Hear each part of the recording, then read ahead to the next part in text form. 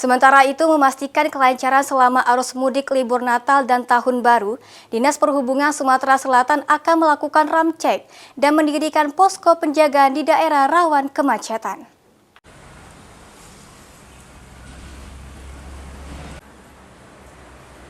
Momen libur Natal dan Tahun Baru 2025-2026, Dinas Perhubungan Provinsi Sumatera Selatan akan melakukan ramcek terhadap angkutan umum untuk memastikan kendaraan layak jalan agar tidak membahayakan keselamatan penumpang.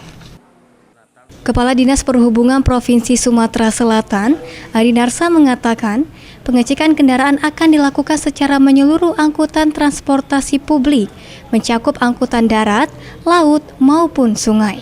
Mulai dari pemeriksaan kondisi mesin, kelengkapan peralatan keselamatan, hingga kondisi fisik kendaraan secara umum.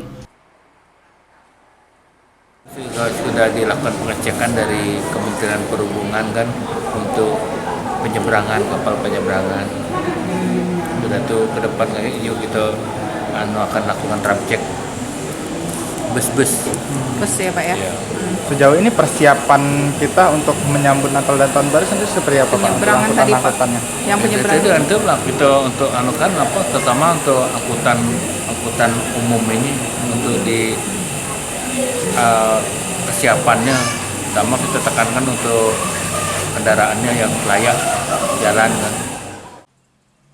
Selain itu, Dishub Sumsel akan menurunkan personil dan mendirikan 20 hingga 25 posko pengamanan Natal dan Tahun Baru di beberapa ruas jalan untuk mengantisipasi kemacetan di Sumatera Selatan. Eki Saputra, PAL TV.